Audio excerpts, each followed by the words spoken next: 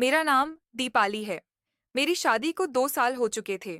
मैं और मेरे पति राजीव एक दूसरे से बहुत प्यार करते थे। हमारी जिंदगी खुशियों से भरी थी।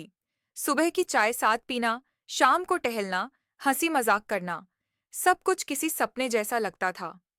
मेरी सासू माँ भी मुझे बेटी की तरह मानती थीं और घर में हर तरफ सुकून था। पर जिंदगी हमेशा सीधी राह नहीं चलती। एक दिन अचानक एक दुखद खबर आई। राजीव की बहन रीना विधवा हो गई। उसका पति अचानक एक सड़क हादसे में चल बसा। पूरे परिवार पर मानो बिजली गिर गई। रीना को उसके ससुराल से मायके लाया गया। वो टूटी हुई थी, उसकी आंखों से आंसू नहीं रुकते थे। मैं भी उसके दर्द को समझ सकती थी। मैंने उसे संभालने की पूरी कोशिश की। उसके लिए चाय बनाती, बात करती, उसे हंसाने की कोशिश करती। लेकिन धीरे धीरे उसका दुख जुनून और जलन में बदलने लगा। शुरुआत में उसने कहा, भाभी, अब तो घर में सादगी रखिए, मैं अभी किसी की सजावट नहीं देख सकती। मैंने सोचा, दुख में ऐसी बातें निकल जाती हैं। मैंने उसका मान रखा। कुछ दिन सादगी से रही। पर बात यहीं नहीं रुकी। अब वो मेरे हर काम में कमी निकालने लगी। अगर मैं सिंदूर लगाती तो कहती, तुम्हें अपने पति का प्यार दिखाना जरूरी है क्या? अगर मैं पूजा करती तो ताना मारती, इतना दिखावा क्यों? धीरे धीरे मैंने महसूस किया कि रीना को मेरा खुश रहना बर्दाश्त नहीं था। वो चाहती थी कि जैसे उसकी जिंदगी में अंधेरा छा गया, वैसे ही मेरे घर में भी उदासी फैल जाए। एक दिन सासू माँ ने अचानक कहा, दीपाली, अब रोज ये लाल साड़ी और गहने पहनने की क्या जरूरत? रीना को अच्छा नहीं लगता।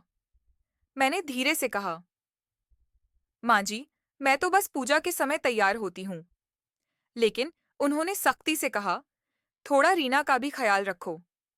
उस दिन पहली बार मुझे एहसास हुआ कि रीना धीरे धीरे सबको मेरे खिलाफ कर रही है।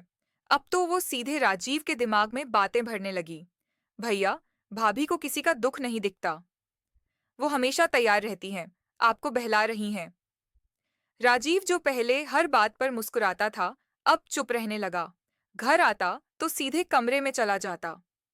मेरे सवालों के जवाब बस 2 शब्दों में देता, कुछ नहीं दीपाली, काम का तनाव है। लेकिन मुझे पता था, अब घर में कोई और तनाव है। रीना का फैलाया हुआ। एक शाम मैंने राजीव की पसंद की पनीर की सब्जी बनाई। सब खाने बैठे ही थे कि रीना बोली, भैया, मत खाना, इसमें नमक बहुत ज्यादा है। मैं हैरान रह गई। मैंने खुद चखा था, नमक बिल्कुल ठीक था। सासू माँ ने भी बिना चखे कह दिया, दीपाली, अब थोड़ा ध्यान रखो। राजीव कुछ नहीं बोला, बस चुपचाप थाली छोड़कर उठ गया। उस रात मैं बहुत रोई। पहली बार महसूस हुआ कि घर में मैं पराई हो गई हूँ। धीरे धीरे मेरी हंसी गायब होने लगी। मैं सबके सामने मुस्कुराती, लेकिन अंदर से टूट रही थी। रीना और सासू माँ दिन रात मेरे पीछे बातें करतीं। अगर घर में कोई चीज खो जाए तो इल्जाम मुझ पर। अगर राजीव देर से आए तो भी मुझ पर शक। अब सब्र की सीमा टूटने लगी थी। एक रात मैंने राजीव से पूछा, क्या तुम्हें मुझ पर भरोसा नहीं रहा? वो चुप रहा।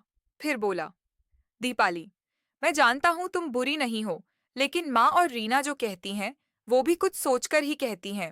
तुम थोड़ा समझदारी से चलो। उसकी बात सुनकर मेरा दिल टूट गया। जिस इंसान के लिए मैंने अपना सब कुछ छोड़ा, वो ही अब मुझ पर शक कर रहा था। अगले दिन मैं मंदिर गई। आंखों से आंसू बहते रहे। पंडित जी ने कहा, बेटी, सच्चाई को ईश्वर जरूर उजागर करता है, बस धैर्य रखो। उस दिन मैंने तय किया कि मैं कुछ गलत नहीं करूंगी। मैं चुप रहूंगी, पर अपनी सच्चाई साबित करके रहूंगी। मैंने रीना से दूरी बना ली, पर बर्ताव हमेशा नम्र रखा। सासू माँ के हर आदेश को चुपचाप मानती रही। घर के हर काम में ईमानदारी रखी। धीरे धीरे सच्चाई दिखने लगी।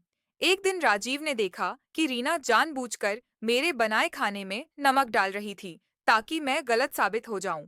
वो गुस्से में बोला, रीना, ये क्या कर रही हो? भाभी को बदनाम करने की कोशिश क्यों? रीना चुप रह गई। उस दिन सासू माँ भी कुछ नहीं बोली। घर में पहली बार सन्नाटा छा गया। उसके बाद माहौल बदलने लगा। राजीव फिर से पहले जैसा हो गया। वो मेरे साथ बातें करने लगा, मुस्कुराने लगा। सासू माँ का बर्ताव भी मुलायम होने लगा। रीना अब ज्यादातर चुप रहती। एक दिन वो मेरे पास आई और बोली, भाभी, माफ कर दो, मैं बहुत अकेली थी।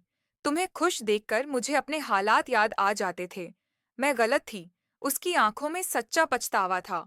मैंने बिना कुछ कहे उसे गले लगा लिया, क्योंकि मैंने सीखा था, नफरत को नफरत से नहीं, बल्कि प्यार और धैर्य से हराया जा सकता है। अब हमारी जिंदगी फिर से पटरी पर है। राजीव और मैं फिर से खुश हैं। रीना अब समाज सेवा में लग गई है, अनाथ बच्चों की मदद करती है।